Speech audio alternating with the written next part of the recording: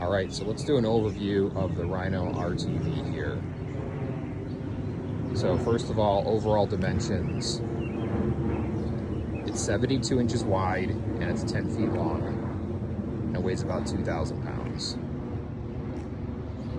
I'm 6'1" and I weigh about 220. I fit in this thing pretty comfortably. It's really kind of designed for, it's really designed as a rock crawler. And so if you see how it was advertised by Rhino, it was really designed to be a rock crawler. I'll say it's also great on sand. I've pretty much just used it for trail riding.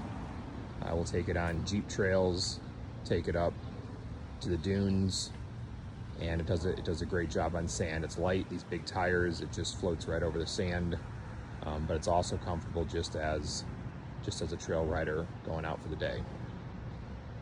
So let's first talk about, it's sitting on Pro Comp 37-inch tires. That's the stock tire. That's the tire that Rhino manufactured it with. It has Ford 9-inch axles with 411 gears.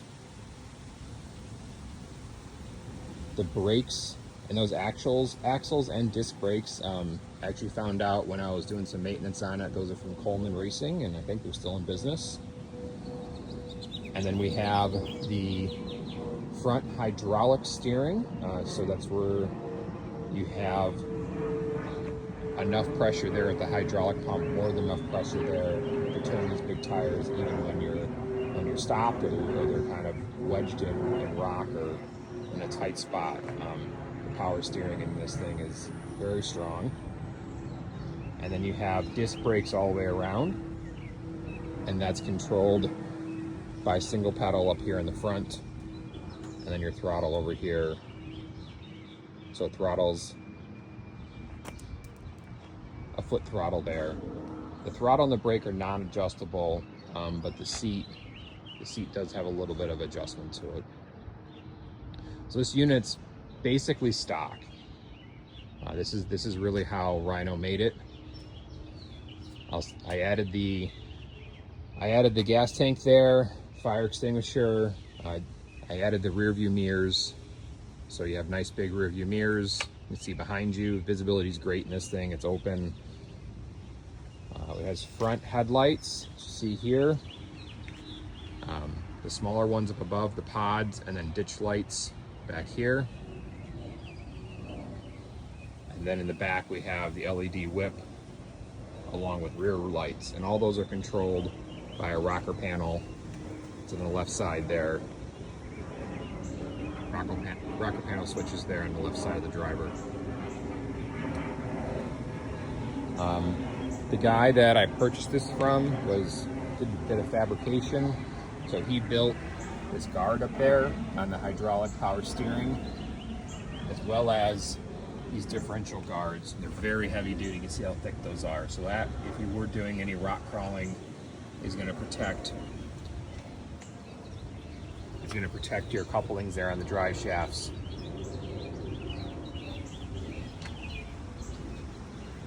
It has these very large suspension shock absorbers along with limiting straps, and you can see it has bump stops down there. It has quite a bit of travel. You can see that in some of the photos that I posted. I mean, it really is designed to be a rock crawler. And so from the front, you're really kind of in kind of a fighter jet cockpit there. All your controls around you, but very, very wide view, very good visibility.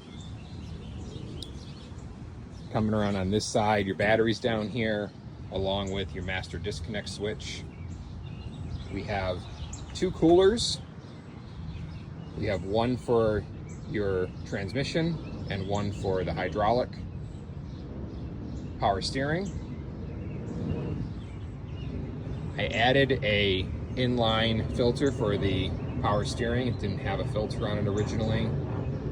And then it has your reservoir. Have your air intake. There is an internal air intake filter, but sometimes when you're doing trail riding, there's a lot of dust, so I added this foam pre-filter up here. And so that one you can just take out and wash, and you're not going through your paper filters as fast. And then in the back here, we have an oil cooler along with a radiator, an electric radiator fan. And then you have your fuel cell gas tank back here. And then in the back, your exhaust down here. It originally didn't have any kind of muffler on it. It was loud and not the good kind of loud. And so I wanted something a little quieter, especially when I'm driving it for a long time. So fabricated this muffler and wrapped it, and then added a spark arrestor. I know some trails require a spark arrestor, so made sure I put that on there so I was compliant if I was going in an area that required one. So it's not too loud. It's very comfortable when you're driving for a long time. The noise level is very manageable. And so your engine's all right in here, pretty much out in the open. There's your hydraulic power steering pump, powered by a V-belt off the engine. Have your water pump in there, your oil filter is right there, kind of out in the open, easy to get to, along with your drain plug. So it's very easy to work on. The motor and the transmission are all Honda parts. You can pretty much find all of that today. I've never had any problems finding any of those parts. The onboard computer is actually kind of behind here. It's a little tricky to see, but it's right back in behind here. Your onboard computer has a reader in it, but it's the same kind of onboard computer that they use for some of the offshore racing boats, as well as some outboard engines. It's actually a marine unit, so it's made to be out in the elements, made to be, to get wet and kind of take a beating. You can still get those serviced if you need to, if you have an issue with it, but from what I've read about online, they're pretty bulletproof. They'll run the engine pretty much through anything. And so this is unit number 40. The serial number on it is unit number 40. I don't know how many they've made, but this is definitely the nicest one that I've seen. It's never been repainted. You can see that it didn't take any tumbles down any mountain. It's really in great shape.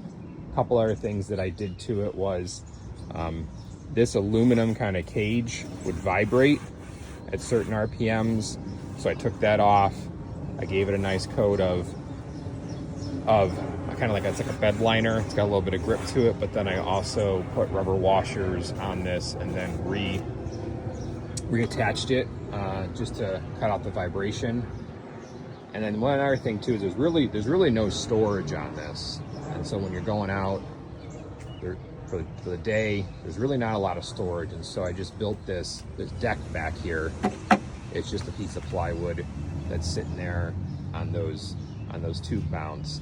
But what I'll do with that is I have like a watertight box or a cooler, either or. You can put it up there and you can throw some gear in there, throw some equipment in there, maybe some tools, but it gives you some storage, and I'll just attach it with a bungee cord or a ratchet strap, and it gives me some storage. There is some storage kind of in the cockpit area. I have a little bag for my rain gear I'll put in there. So there is some kind of space around the seat, but there's not a ton of storage on the unit. And then from a drivability perspective, it's a lot of fun to drive. It's geared down pretty low, so I think pretty much wide open, it's going to do about 50 miles an hour. There's a lot of rolling energy here with these big Pro Comp tires, but the brakes are very strong, so you can stop it pretty fast. Although the big soft suspension on it, when you hit those brakes, the nose does dip quite a bit.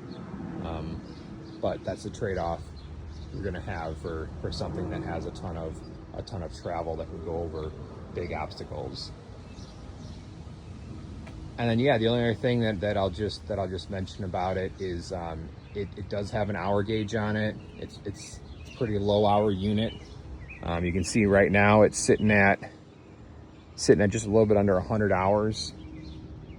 And so it's been, I don't take it out every single year, but I do take it out and put fresh fuel in it and drive it around and change oil and do regular maintenance on it. it's just a fun thing to own, and it's honestly, I like looking at it in my garage.